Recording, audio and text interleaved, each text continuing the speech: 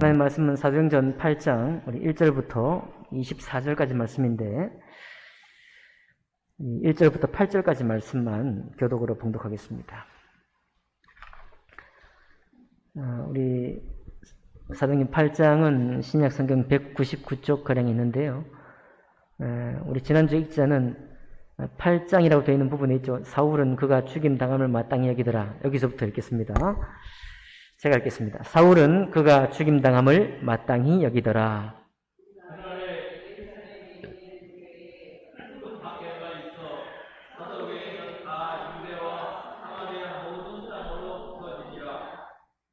경건한 사람들이 스데반을 장사하고 위하여 크게 울더라.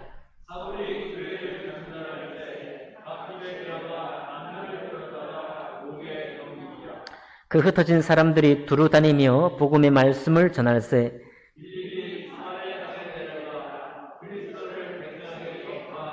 무리가 빌립의 말도 듣고 행하는 표적도 보고 한 마음으로 그가 하는 말을 따르더라.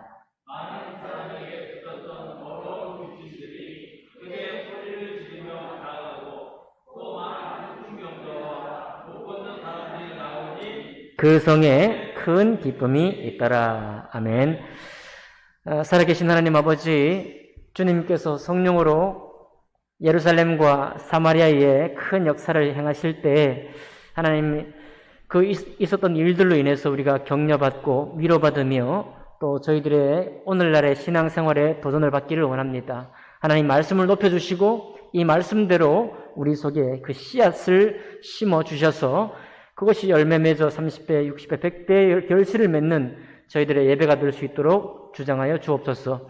주님께서 예배를 기뻐 받으시기를 원하며 예수 그리스도 이름으로 기도하옵나이다. 아멘. 오늘 읽은 말씀을 본문으로 해서 사마리아에 전한 복음의 능력이라는 제목으로 하나님 말씀 나누겠습니다. 예배라는 말이 히브리의 이 말이 뜻이 뭐냐면 엎드리다, 무릎을 꿇다 이런 뜻이라고 합니다. 우리는 지금 이 교회 예배라는 것이 항상 정해져 있는 시간이 있죠. 주일 오전 11시, 수요일 저녁 7시, 7시 반 이렇게 공식적인 공중 예배가 정해져 있는데 사실 이 예배는 원래 생활 중에 드리는 예배입니다. 원래 뜻이. 왜냐하면 생활 중에 우리가 엎드리고 무릎 꿇을 일이 많이 있거든요. 이것이 고백이 어디서 있는가 하면 욥기 1장 20절에서 21절에 이런 말이 나옵니다. 욥이 일어나 겉옷을 찢고 머리털을 밀고 땅에 엎드려 예배하며 이르되 내가 모태에서 알몸으로 나와 싸운즉 또한 알몸이 그리로 돌아가올지라 주신 이도 여호와시요 취하신 이도 여호와시오니 여호와의 이름이 찬송을 받으실지니이다. 여러분, 욥이 이런 고백할 때 어떤 일을 당했죠? 재산 다 사라지고 7명의 아들들, 자녀들 다 죽고 아무것도 남지 않았죠? 자기 몸뚱아리밖에 남지 않았을 때 그때 욥이 한 고백이 이 고백입니다. 일어나 겉옷을 찢고 머리털을 밀고 그 다음에 머리털을 밀고 한 것이 땅에 엎드려 예배한 거예요. 왜 예배했냐? 우리 예배, 공식적인 예배로 예배한 게 아니라 그 무릎 꿇음 자체가 예배라는 겁니다. 무슨 일인가요? 주신 이도 여호와시요 취하시는 이도 여호와시다. 지금 내게 일어난 이 재앙과 여러 가지 마음 상하고 낙심하고 상심케 하고 낙담해서 도무지 앞가림을 전혀 볼 수 없는 미래 자체가 없는 이 상황을 나에게 허락하신 분은 하나님이십니다라고 하는 시인이에요. 그 시인의 고백이 곧 예배입니다. 그것이 바로 내게 주신 허락된 모든 것들을 내가 하나님께로서 나에게 주신 것으로 내가 믿습니다라고 하는 고백이에요. 그 고백이 무릎 꿇고 엎드려서 오늘까지 내가 일어난 일들을 다 주님께서 허락하신 일로 내가 간주하고 혼자 내가 상심하고 혼자 내가 낙담하지 않겠으니 왜냐하면 이것은 나의 불행이나 뜻없는 불행이나 아무 목적 없는 재앙에 그런 것이 아니라 하나님께서 내가 알지 못하지만 내가 미로 짐작할 수 없지만 주님께서 이것을 나에게 허락하신 것을 내가 일단은 믿고 또 받습니다라고 하는 그 순간이 하나님을 예배하는 순간이거든요. 여러분들도 아마 그런 기억이 있을 거예요. 첫 아이를 가졌을 때 저 그랬습니다. 첫 아이를 가졌다는 얘기를 듣고 바로 무릎 꿇고 기도했거든요. 잘했다는 말이 아니라 우리에게 큰 일, 기쁜 일이든 나쁜 일이든지 간에 이것이 우리에게 왔을 때 신앙생활 오래 하다 보면 이제 이게 젊은 날의 쉬운 기대로 이 나쁜 일이 금방 좋아질 거야. 이런 생각은 우리가 아무도 하지 않습니다. 모든 일은 때가 돼야 돼. 일이 풀리려면 때가 돼야 되고, 시간이 흘러가야 되고, 나의 괴로움도 해결이 되고, 충분한 시간이 흘러야 된다는 걸 우리가 알고 있습니다. 중요한 건 뭐냐면, 그 일이 왔을 때 그 적시로 무릎 꿇는다, 이게 중요한 게 아니라, 어떤 때든지요.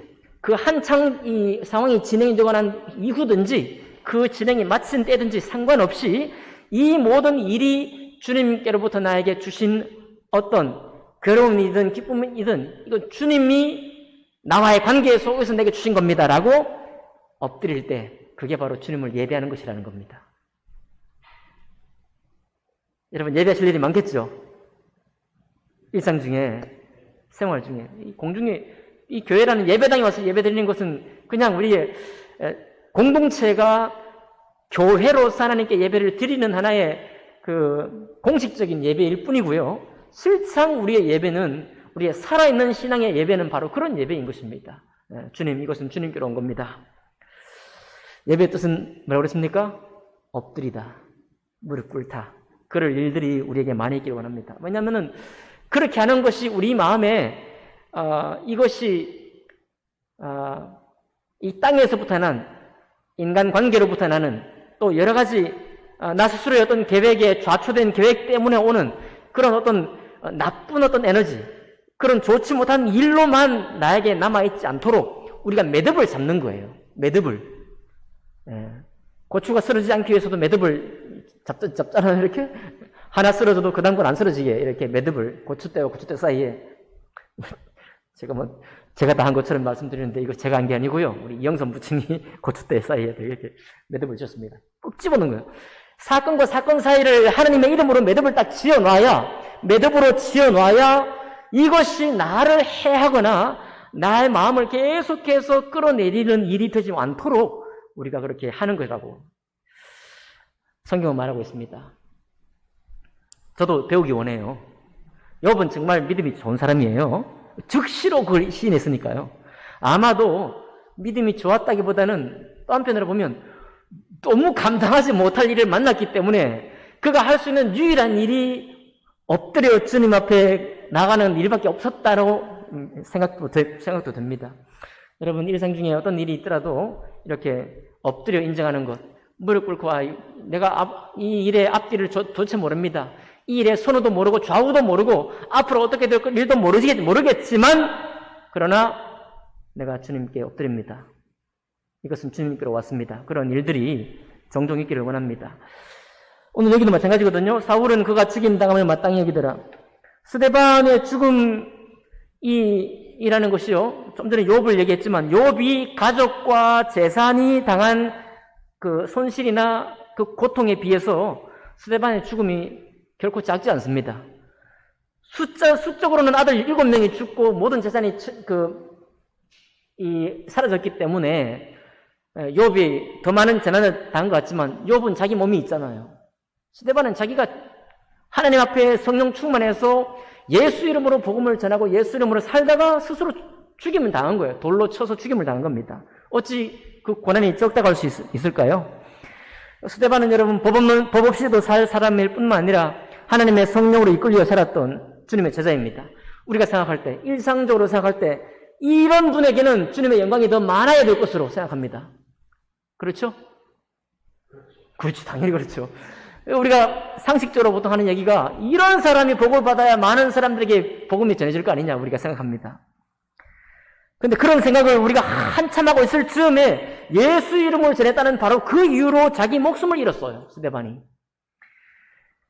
이 삶이 이렇게 때로 아이러니하고요. 하나님의 말씀에 보면 이런 이야기들이 또 적지 않게 나오죠. 적지 않게 나옵니다. 뿐만 아니라 여러분 스데반은 그렇게 스스로 우리가 생각할 때 너무 억울하다고 싶을 때에 그 순간에도 사울이라는 청년과 이 스데반에게 돌을 던진 사람들은 저놈은 죽어 마땅하다고 생각하는 그 생각들이 왕왕왕 되고 있었습니다. 그 한 현장에 사도 스데반을 보면서 스데반 스스로도 그렇고 스데반을 아는 믿음의 사람들이 생각할 때 이 사람은 영광을 입어야 될 텐데 저렇게 돌로 침을 받는다고 했던 그 안타까운 고백들이 있는 반면에 더 많은 사람들의 군중이 돌로 치면서 저놈은 죽어 마땅하다라고 돌을 쳤던 그런 상황이 스데반의 마지막 장면입니다. 얼마나 이상합니까? 얼마나 당황스러워요. 이 얼마나 말이 안 됩니까? 그런데 이런 상황이라는 거예요. 스데반에 대한 평가가 그 현장에서 극과 극을 달리는 겁니다. 우리는 잘 알겠지만은 책임 있는 위치에 올라갈수록 그 사람을 향한 평가는 극과 극으로 갈립니다. 그래서 현명하신 우리 옛날 부모님들은 얘야 너무 앞에 가지 마라 그랬잖아요. 너무 앞에 가면 나락으로 떨어진단 말이죠. 너무 뒤에도 가지 마라. 그냥 욕 들어먹게 중간쯤 가든지 해라. 이렇게 하지 않습니까? 예수 믿는 사람들은 그럼에도 불구하고 앞을 나아가는 사람이 되어야 되겠습니다. 근데 이 스데반의 죽음은요, 스데반 개인에게만 영향을 미치지 않았고 예루살렘에 있는 전체 교회에 영향을 미쳤습니다. 8장 1절에 보니까 그날에 예루살렘에 있는 교회에 큰 박해가 있어 사도 외에는 다 유대와 사마리아 모든 땅으로 흩어지니라 그랬습니다. 이게 지금 스데반의 한 사람만이 아니라 스데반이 오늘 순교하는 그것이 신호탄이 되어가지고 큰 박해, 이 사도행전 8장 1절에는 큰 박해가 났다라고만 하고 말았습니다. 여러분, 우리가 드라마를 한번 만들어 본다면 얼마나 소동이 많았겠어요. 많은 신자들이 끌려가고요, 체포되고 죽임당하고 모임이 깨어지고 교회가 폐쇄되고 온통 난리가 났다는 거예요. 그게 큰 박해가 있어 5글자로 딱 마무리해버립니다. 그냥 박해가 아니라 무슨 박해? 큰 박해요. 난리가 난 것입니다. 이 드라마 찍어도 막 한 3편, 3회분, 4회분 정도 일어날 그런 드라마의 분량이 여기 지금 이곳에 있는 거예요. 스데반이 신호탄이 된 것이고, 야, 이런 사람들 살려두면 또 큰일 나겠다 싶어서 많은 사람들을 죽이고 체포했던 것입니다. 여러분, 이때가 언젠가요? 오순절 성령 강림하시고 큰 기쁨이 있었습니다. 베드로가 두 번 설교할 때, 한 번 설교할 때 3,000명이 구원받고 두 번째 설교했을 때 7,000명이 구원받은 어마어마한 성령의 역사가 있었던 그 성령의 은혜의 맛을 보고 얼마 안 된 때에 일어난 일이에요. 하지만 예수님이 이미 예언하셨죠. 의를 위하여 핍박받는 자들이 뭐 있다? 복이 있다. 의를 위해 핍박받는 자가 복이 있다라고 주님이 이미 사실 말씀하셨습니다. 근데 만약에 여러분, 우리가 개인적으로나 교회적으로나 시대적으로, 현대 시대를 살고 있는 우리가 시대적으로 여러 가지 신앙생활이나 교회생활이 어려운 상황 가운데 있는데, 만약에 이런 상황 가운데 있을 때 어떤 다른 전망이 안 보인다면, 하나님의 큰 그림을 우리가 헤아릴 수 없다면 우리 마음은 상심이 크고 낙담될 일밖에 없을 것 같아요. 그런데 사도행전 8장 1절 하반절에 보니까 사도 외에는 다 유다와 사마리아 모든 땅으로 흩어지니라, 이런 말씀을 딱 보니까 벌써 주님의 그림이, 하나님께서 이 큰 박해, 온통 소동이 있는 이때에 하나님의 큰 그림이 여전히 힘있게 작동되고 있다는 것을 우리가 볼 수 있습니다. 왜 그런가요? 사도행전 1장 8절에 뭐라고 했습니까? 오직 성령이 임하시면 너희가 권능을 받고 예루살렘과 온 유대와 사마리아와 땅끝까지 이르러 내 증인이 되리라 하시니라. 야, 이 사도행전 1장 8절 말씀 보면 굉장히 부드럽잖아요. 아름답고 아주 기대가 넘치지 않습니까? 예루살렘과 온 유대와 사마리아와 땅끝까지 이룰 것이다. 얼마나 우리를 격려합니까? 선교여행 가기 전에 이 말씀 딱 받으면, 그렇지, 이 복음이 쫙 화살표를 말입니다. 예루살렘에서부터 유럽을 거쳐서 미국까지 가서, 미국까지 간 이 복음이 또 한국으로 와가지고, 또 한국에서 다시 중동으로 쫙 퍼지는 모습을 그려보면은, 예루살렘과 온 유대와 사마리아와 땅끝까지 이르러 내 증인이 되리라 할렐루야 하고 했던 이런 고백이 될 만한 아름다운 찬란한 고백이에요. 그런데 이놈은 찬란한 고백이 어떻게 이루어집니까? 전혀 찬란하지 않게 이루어지는 거예요. 큰 박해와 우당탕탕 핏빛과 아우성, 그런 섞인 속에서 이 말씀을 이루고 가시는 거예요. 죽고 끌려가고 말이죠. 교회가 깨어지고 교회가 폐쇄되는 한가운데 야 우리가 예수 이름으로 모였는데 성령이 우리를 도와주지는 못할 망정 어떻게 이렇게 교회를 깨뜨리고 믿는 사람을 잡아 가두고 저렇게 스데반처럼 얼굴이 천사와 같은 사람을 다 죽음에 내어주고 우리는 무슨 장래가 있느냐라고 고백할 바로 그런 상황을 그 상황을 가지고 우리 주님께서 일하시기를 예루살렘과 온 유대와 사마리아와 땅 끝까지 이르러 신통방통 하지 않습니까? 우리가 이런 일을 안 겪어봐서 그렇지 이 이야기인 즉슨 그렇습니다. 이 이야기 자체가 여러분 우리는 이 말씀을 통해서 우리가 좀 격려를 받아야 되겠습니다. 우리가 살아가면서 힘들고 괴로운 일을 많이 만납니다. 그럴 때는 그 일밖에는 보이지 않아서 마음이 낙담되고 슬프고 우울하고 잿빛 미래만 보여서 힘듭니다. 하지만 오늘 말씀을 보면은 그럴 때 하나님의 큰 그림이 있다는 걸 주문처럼 떠올릴 필요가 있습니다. 다시 말씀드리면 매듭을 지어야 돼요. 내가 아프고 슬픈 일은 이만큼이고 이 일만 있는 게 아니라 이 일을 통해서 주님이 어떤 그림을 그리고 있을 텐데 여러분 하나님이 나를 버려두거나 내버려두고 있는 게 아니라 나를 주목해서 보고 계신데 이 괴로운 일 가운데 덩그러니 나를 던져만 놓지 않으시고 비록 내가 바라고 원하는 아름다운 그림이나 아름다운 과정은 아닐지라도 깨어지는 과정이고 답답한 과정이고 도대체 미래가 보이지 않는 과정이지만은 그 과정을 통해서 하나님의 큰 그림을 이루어가고 계신다는 사실 이것을 우리가 좀 기억을 해야 되겠습니다. 주님이 하신 일이기에 순종합니다라는 고백이 있기를 원하죠.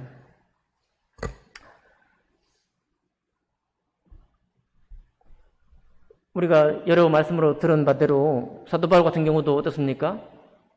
40명의 자객이 그를 죽이려고 할 때 도망다니려고 나온 것을 그 위험 가운데 있을 때 도리어 군대를 호위를 시켜서 그죠? 군대 호위를 받아가지고 호송을 당하는 전혀 아름다운 게 아니죠? 여러분 죄인이 끌려가는데 뭐가 아름다워요? 죄인이 저희 죄인된 몸으로 그냥 포박을 당해가지고 호위를 당하는 게 아니라 끌려가는 거예요. 그게 뭐 보기 아름답습니까? 그런데 그 일이 곧 주님께서 사도 바울에게 얘기했던 네가 로마에 가야 하리라. 좀 아름답게 이루어지면 안 되나요? 좀 멋지게 좀 이루어지면 안 되나요? 아주 비참하게 이루어지는 비참하게. 네. 요셉이 물구덩이에 던져졌습니다. 무슨 소망이 있겠어? 11명의 형제들에게 버림을 받았는데. 네. 그러나 그 일을 통해서 이집트로 하나님이 계획하신 이집트로 이스라엘 민족을 민족으로 만드는 그 이집트로 먼저 가서 이스라엘 자손들을 영접하고 거기서부터 이스라엘이 성장하는 그 사람으로 만들었잖아요. 그 요셉이 물 구덩이로 던져졌을 때 창세기의 다른 말씀에 보면 이런 얘기합니다. 형들에게 울면서 붙잡고 울었다고 나와요. 물 구덩이에 던져질 때는 그런 말이 안 나옵니다. 나중에 11명의 형제들이 요셉을 만나러 갈 때 길에서 막 서로 이야기하다가 그 얘기 툭툭 나온 거예요. 루벤이었던가 누가 얘기했습니다. 그때 우리를 향해서 울면서 애원했다. 누가? 요셉이 뭐 믿음의 사람이라니 뭔 믿음의 사람입니까? 요셉이 17살 되는 게 뭔 믿음이 있겠어요? 예. 울면서 살리려 달라고 애원한 거예요. 아름다운가요? 뭐 아름다워요? 뭐 그렇게 하나님의 영광스러운 장면인가요? 아닙니다. 전혀 눈물이 있고 괴로움이 있고 슬픔의 호소밖에 없는 상황인 거예요. 그 상황을 요셉이 당시에는 몰랐지만 그 상황을 주님이 큰 그림 가운데에서 그걸 옮기시는 하나의 중요한 매듭으로 하고 있다는 겁니다. 오늘 마찬가지죠. 유다와 사마리아에 큰 박해가 나가지고 아니죠. 예루살렘 교회에 큰 박해가 났습니다. 예루살렘에 큰 박해가 나갔고 전부 다 흩어져 버린 거예요. 말이 흩어진 것이지 이게 도망간 겁니다, 여러분. 네. 견디지 못해가지고 여기서는 신앙생활 하지 못해가지고 떠난 거예요. 쫓겨난 거죠. 정확히 말하면 부드럽게 쓰니까 흩어졌단 말이죠. 실상은 쫓겨난 겁니다. 아무데 이 정든 고향, 정든 예배당 다 떠나가지고 그냥 흩어져 버린 거예요. 쫓겨난 것입니다. 쫓겨났는데 그 쫓겨난 사실이 무슨 말씀을 이룬 거라고요? 예루살렘과 온 유대와 사마리아 땅끝까지를. 순서가 어떻게 되죠? 예루살렘과 온 유대죠. 네. 유대와 사마리아. 정확히 말씀 나와 있습니다. 그죠? 8장 1절에 보니까 사도 외에는 다 유대와 사마리아 모든 땅으로 흩어지니라. 쫓겨나니라. 여러분. 저도 이 말씀으로 좀 격려받기 원합니다. 여러분도 큰 격려가 되시길 바랍니다. 신앙이 아름답지 못할 때가 있습니다. 제가 너무 부드럽게 말했네요. 신앙이 아름답지 못할 때가 있는 게 아니라 정말 낙심이 되고 교회 안 가고 싶은 네, 심지어는 교회 안 가고 싶고 다시는 안 만나고 싶은 그런 경우도 충분히 있으리라고 믿습니다. 하나님을 예배합시다.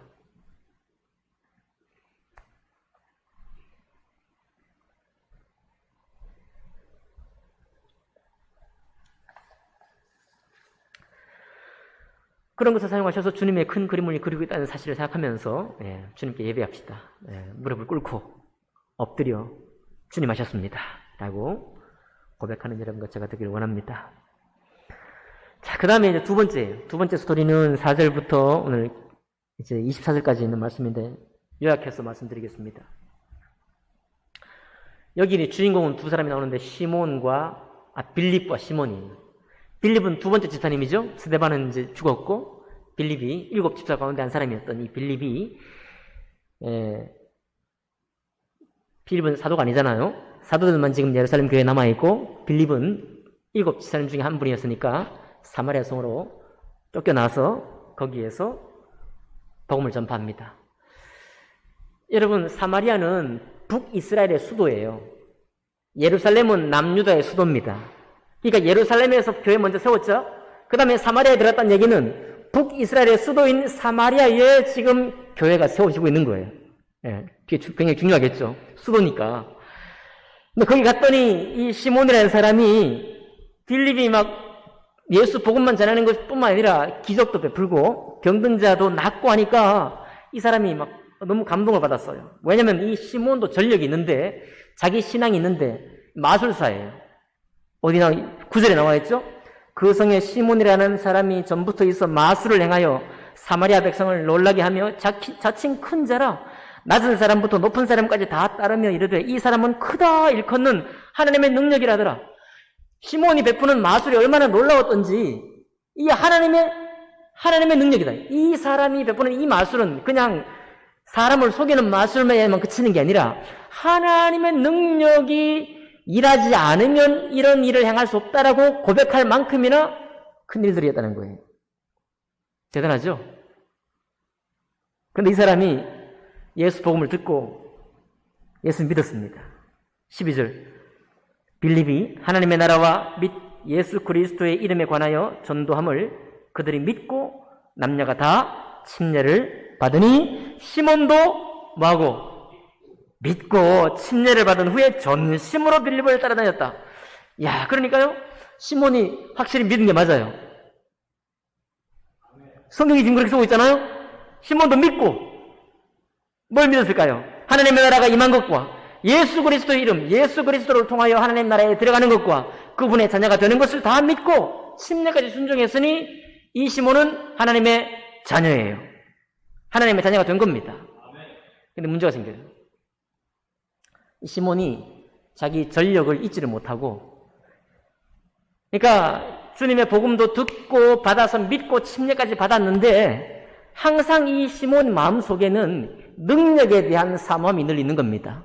능력, 기적, 이런 능력에 대한 사모함이 있어서 이제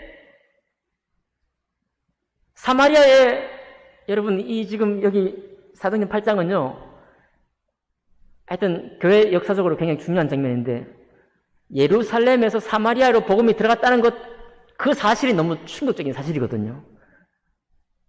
왜냐하면 사마리아는 그 혼혈이 많이 있는 도시거든요.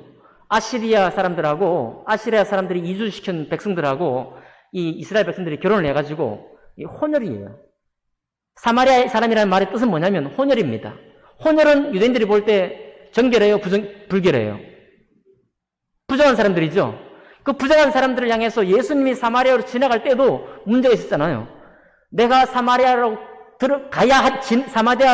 지나가야 하리라 라고 유대인들에게 설득까지 시키면서 지나갔어요. 왜? 거기 가면 안 되니까요. 나병 환자들인데 가면 안 되니까. 사마리아에도 가면 안 되니까. 하지만 예수께서는 내가 사마리아를 지나가야 하리라. 내가 거기 통과해 가야 하리라. 라고 말씀하셨잖아요. 심지어 사마리아 사람을 비유를 베풀어서 선한 사마리아인의 비유까지 말씀하시면서 하나님의 뜻이 사랑과 하나님의 은혜에 있다는 사실을 말씀해 주기까지 했습니다. 근데 그건 예수님이시고 이제 예수님의 제자인 그리스도인들이 사마리아의 복음을 전하고 있다는 사실이 너무 놀라운 겁니다. 그러니까 여러분 사마리아 예루살렘에서 믿었던 믿음과 똑같은 믿음이 사마리아에 전파되어야 되겠죠. 변질되면 안 되겠죠. 그런데 이 시몬이 지금요 자칫 복음을 변질시킬 수 있는 사람이에요. 그가 믿은 것도 사실입니다. 그가 침례받은 것도 사실이에요. 곧 하나님의 자녀가 된 것도 다 사실입니다.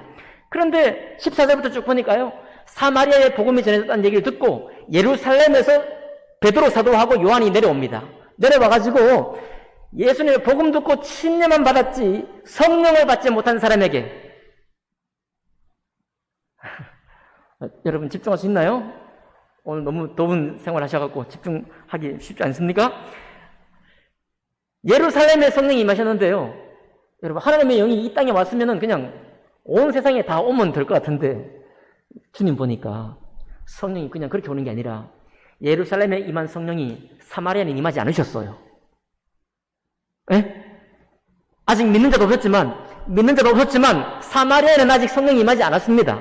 그래서 베드로와 요한이 가가지고 예수 믿고 침례받은 사람들에게 성령으로 다시 안수해서 침례가 아니라 안수해서 성령이 임하도록 한 거예요. 그만큼 유대인들의 생각에 사마리아에 성령이 임한다는 것은 생각조차 하지 못했던 겁니다. 근데 그 성령이 임하는데 그 성령을 받고 성령의 능력을 사람들이 받는 것을 보고 시몬이 본 거예요. 목격하면서 돈을 준비해서 이 사람은 큰 마술을 행했으니까 마술로 돈을 많이 벌었겠죠. 돈을 준비하고 돈 보따리를 사도들 앞에 내놓으면서 나도 그 성령을 달라고 얘기한 거예요. 저같이 물은 사람들은 그래? 네가 예수 믿었고 침례 순종했고 그리고 또 성령의 능력을 사모한다니 내가 주마. 이렇게 했을 것 같아요. 이렇게. 그런데 베드로와 요한은 복음이 변질되는 것을 절대 원치 않았어요. 딱 그것을 집어다가 베드로가 어떻게 했습니까? 20절 보니까 내가 하나님의 선물을 돈 주고 살 줄로 생각하였으니 자, 하나님의 선물입니다. 성령의 은혜 혹은 지금 시몬이 사모하는 것은 하나님의 능력의 선물입니다. 병 고치는 능력, 신유의 능력 이런 걸 말하는 거거든요. 그것을 돈 주고 살 줄로 생각했으니 내 돈과 함께 망할지어다. 구원받은 하나님의 자녀인데 이렇게 말하는 거예요. 내 돈과 함께 망할지어다. 하나님 앞에서 내 마음이 바르지 못하니 이 도에는 내가 관계도 없고 분깃도 될 것이 없느니라. 이거 전혀 이해되지 않는 말씀이거든요. 아니 이미 하나님과 관계됐잖아요. 하나님의 자녀가 됐잖아요. 침례 순종했잖아요. 그러니까 하나님의 교회의 일원이 됐잖아요. 그런데 불구하고 베드로가 너는 이 도에는 내가 관계도 없고 네가 받을 분깃도 없다. 이렇게 책망하는 것입니다. 그러므로 너의 이 악함을 회개하고 주께 기도하라. 혹 마음에 품은 것을 사하여 주시리라. 내가 보니 너는 악독이 가득하여 불의에 매인 바 되었도다. 이렇게 책망을 해버립니다.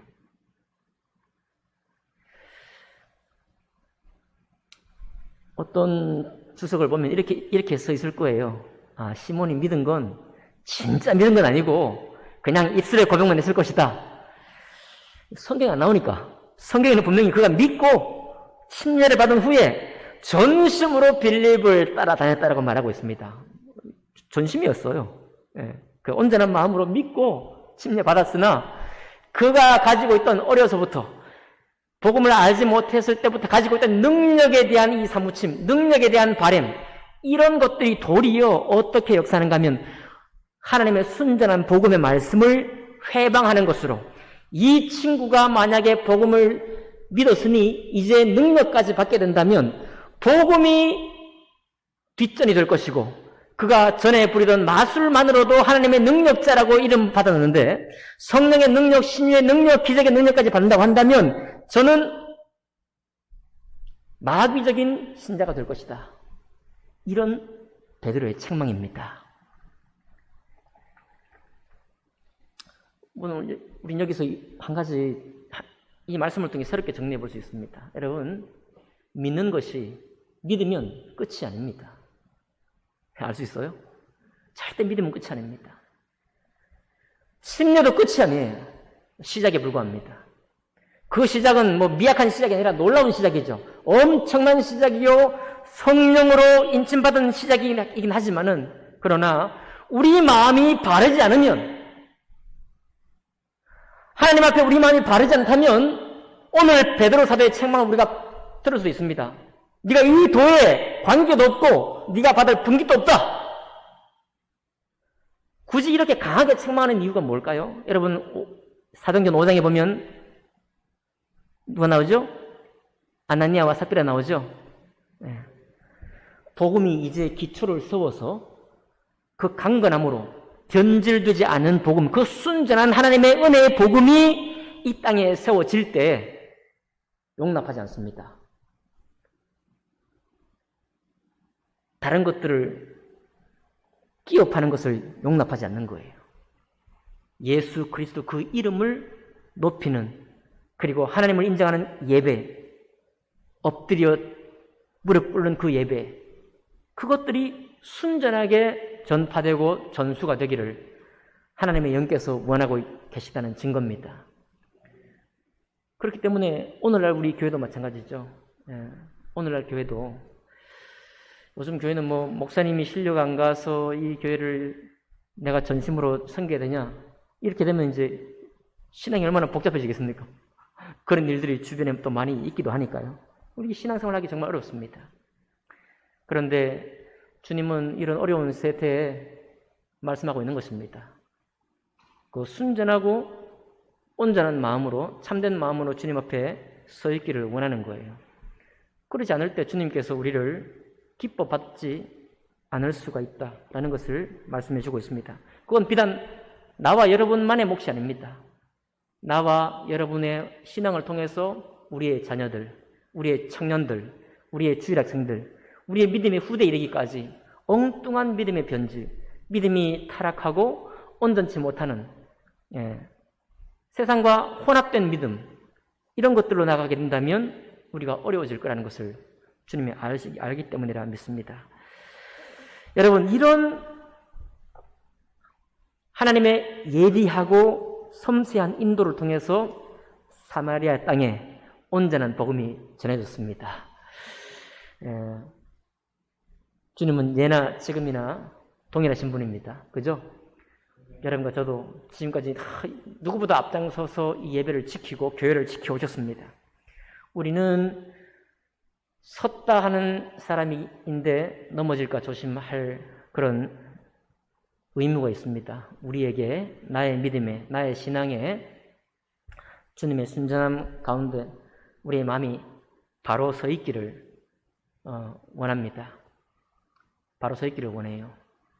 첫 번째, 우리가 만나는 일들 가운데서 하나님을 엎드려 무릎 꿇고 이 일이 주님께로 나에게 주어진 일임을 매듭을 지으면서 신할 수 있는 믿음이 되기를 바랍니다.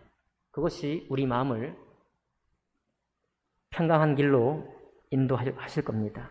두 번째로, 우리가 받은 이 복음이 많은 세상에 여러 가지 간증들도 있고 수많은 어떤 영광스러운 일들이 있지만은 오늘 이 사도행전 8장이 우리에게 보여주시는 것처럼 결단코 아름다운 모습이 아닌, 우리에게 아우성이 넘치고 정말 도망가는 일들이 있고 어찌할꼬 말이에요. 우리 이 교회를 이제 어찌할꼬 하고 하는 그런 괴로운 일들 가운데에서 하나님의 일을 이끌어 가신다는 사실을 기억하면서 우리 남은 생애 동안에 주님을 또 주님의 복음을 위해서 살아가는 여러분과 제가 되기를 주님 이름으로 축복합니다. 기도하겠습니다.